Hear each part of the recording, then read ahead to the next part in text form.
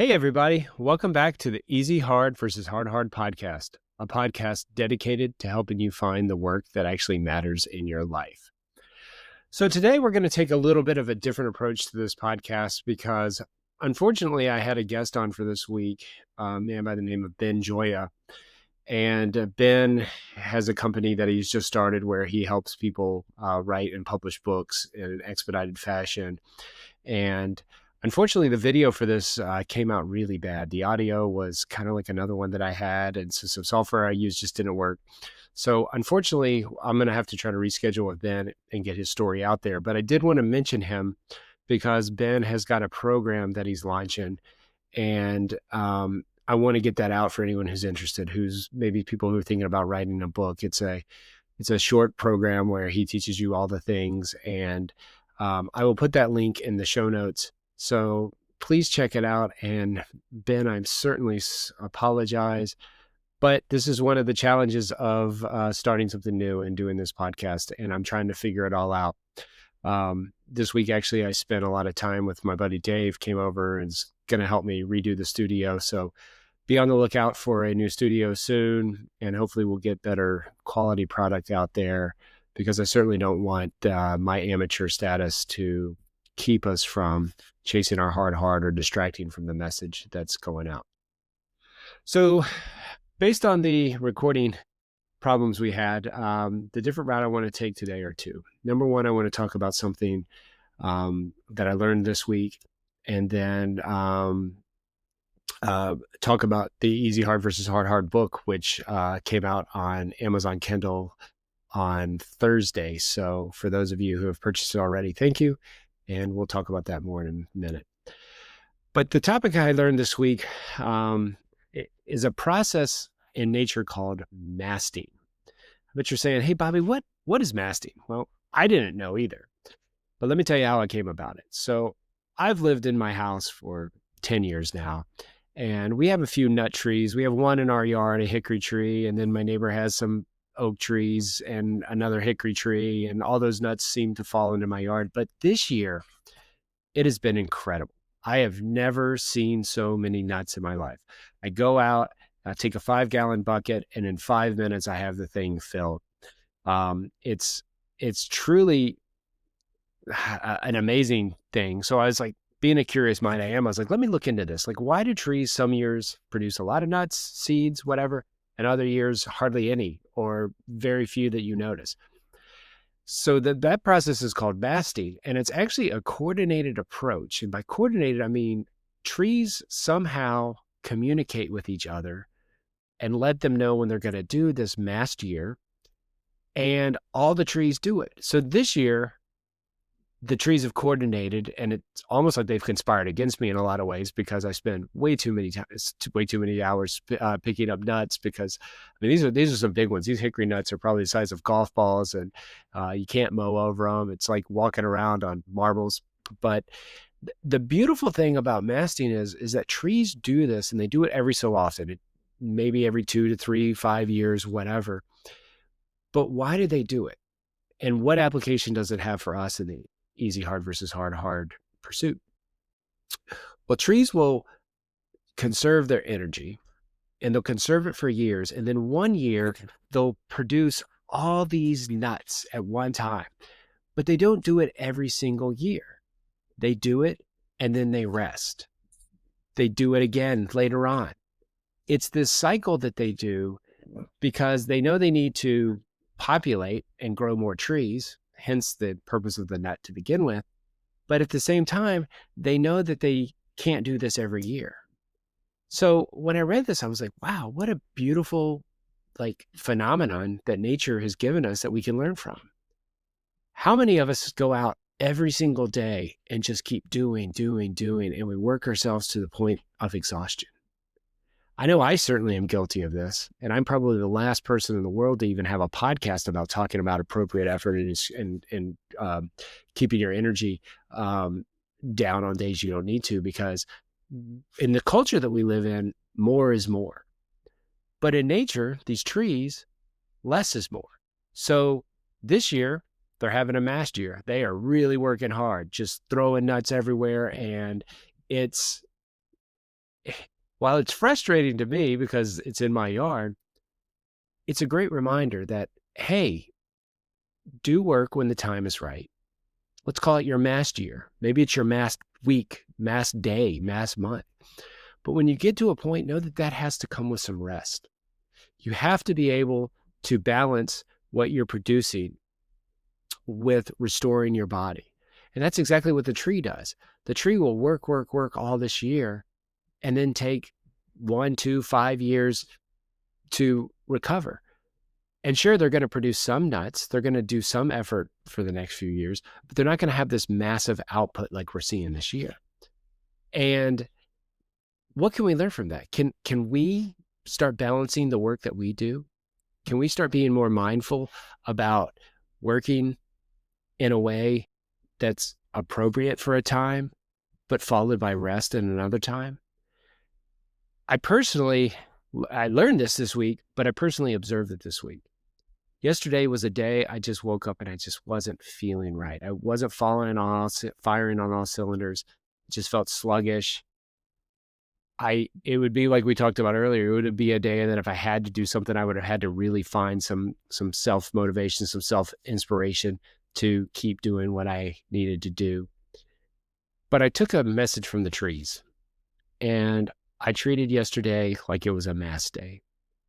And I can tell you what, I woke up this morning feeling more fresh than I had in forever. And as I was doing my workout this morning, I was thinking, wow, how many times over the past 47 years have I not listened to my body? Have I not valued rest? Had I not listened to or observed how nature responds? You know, my dogs are often sleeping 18, 20 hours a day. Well, they know that that's what they need to do to give themselves the energy to do what they do the rest of the time, right? Animals do it all the time. We see raccoons at night, but you don't see them much during the day. Deer, same thing. They're there certain periods of the day, then you don't see them again.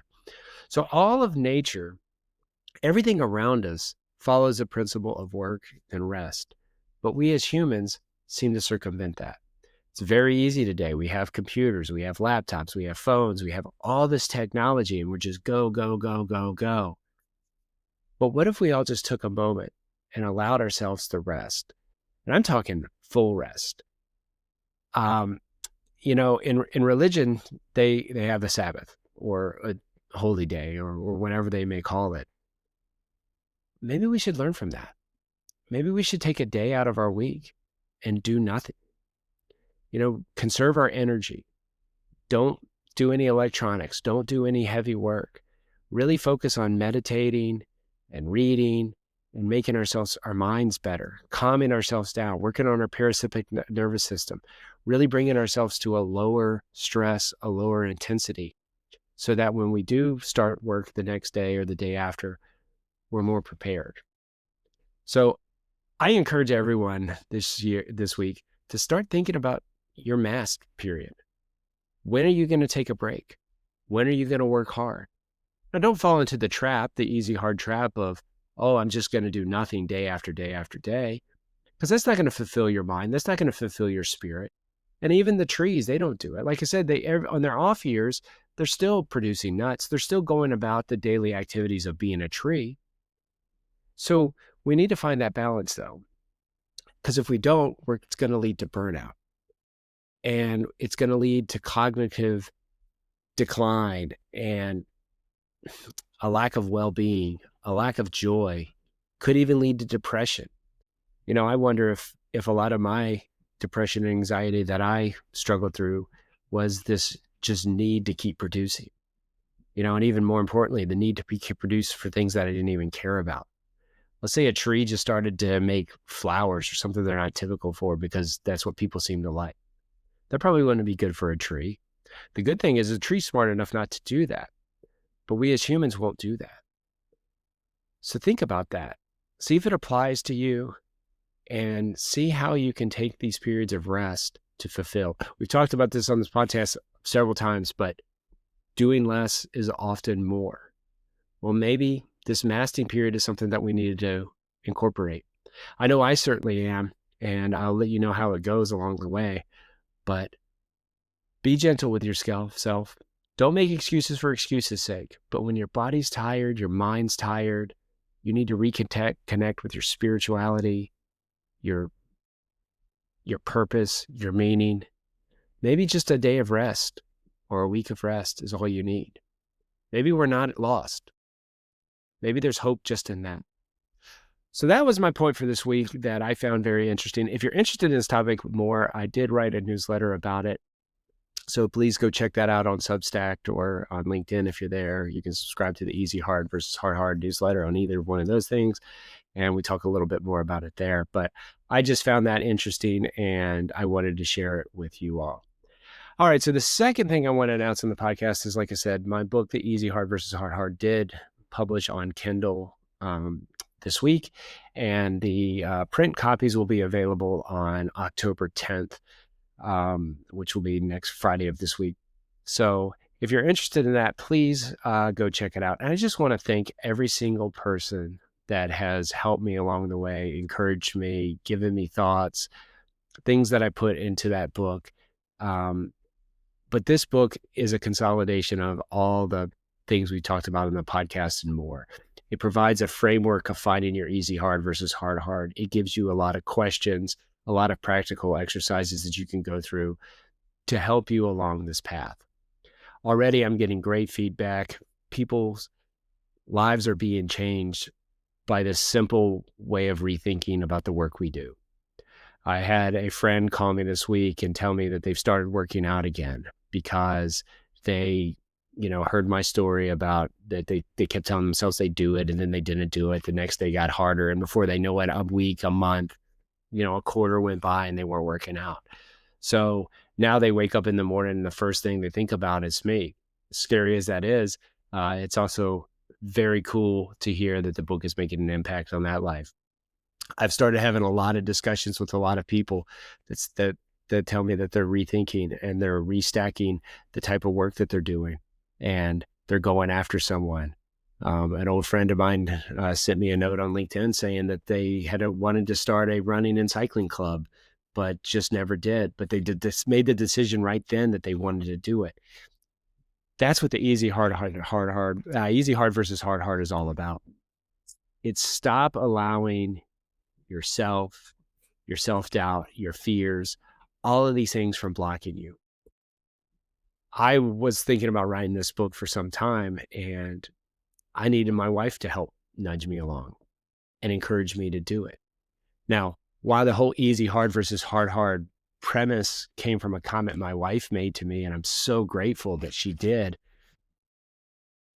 she was able to then further influence me by getting me writing, getting me plugged in, getting me going to tell this story. I truly want this book to help people. I do not want anyone to be in the world that I described in the earlier episodes of this podcast. Living in depression, living for the approval of others is probably the worst thing that we can do. And I'm truly convinced that once you start chasing your hard and you start aligning work and activities, behaviors in your life to what you truly want to do, you are going to get this wellspring of joy, productivity, peace, happiness. Everything's going to go great for you. It's easy to sit here on this podcast and tell you that, hey, you follow this method, everything's going to be great. But you know what? Frankly, even I struggle with it. I've been through a period for the past half a year, 9 months, that hasn't been great. But, I was focused on what I was going after. And the more I focused on that, even though the results weren't coming, once I got there, the doors have just opened up more and more and more. So I too am learning how to do the easy hard versus hard. So don't get frustrated. If you've started the process and it's not going the way you wanted to, give it time. Just always, like we talked about last week, do the self-assessment, do the self-evaluation when needed. Don't let your thoughts, don't let your fears stand in your way. Much like the tree doesn't let their rest period stand in the way of what they need for health and longevity, nor should we. So please, if you are interested in the easy hard versus hard, please go out and get it. I'll put the link to Kindle in the description below. And if you do read it and it touches you, please leave me a comment. If it's positive or negative, just please leave me a comment on Amazon, because I've learned that the more comments you get, the more it promotes you in the algorithm. It gets people when they search for certain types of books.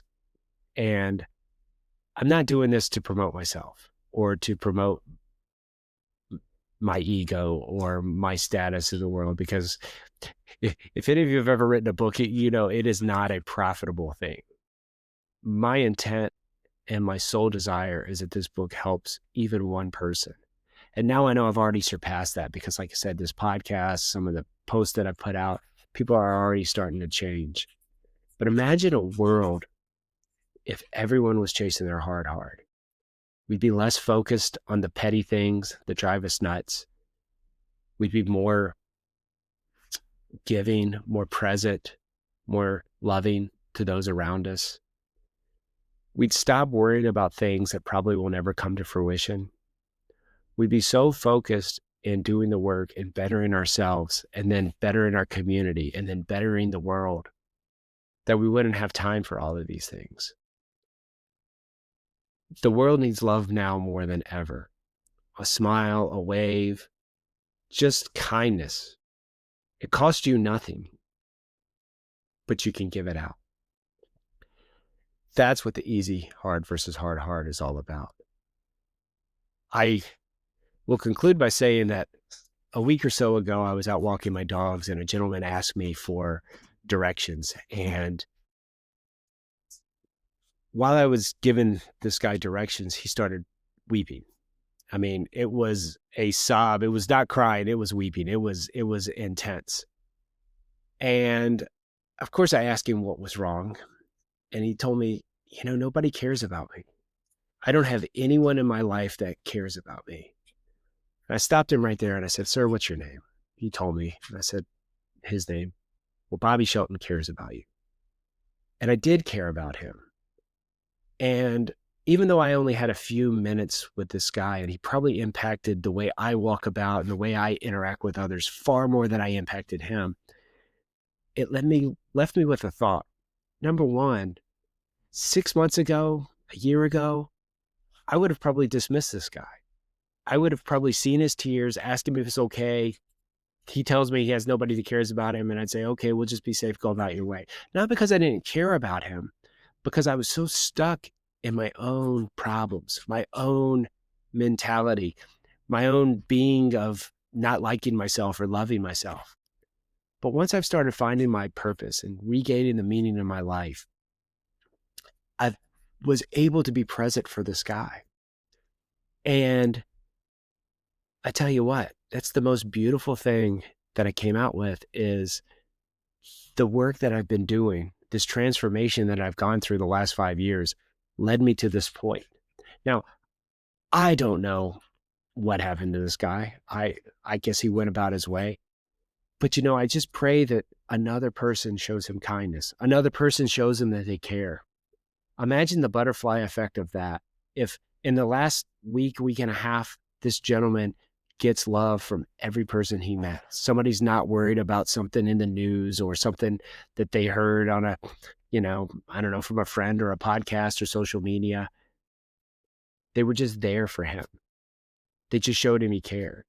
Hopefully, eventually, this gentleman will start loving himself and not only realize that people care about him, but then he can start caring for others.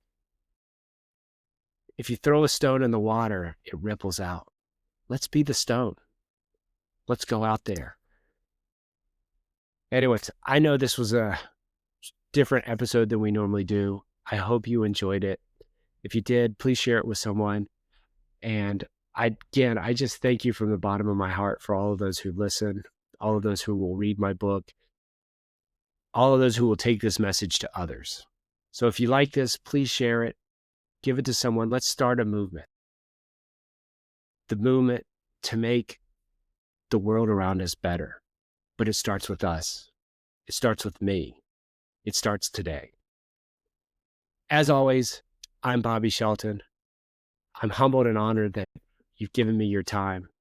And until we speak again, go out there and find your heart hard and keep looking for the work that actually matters to you.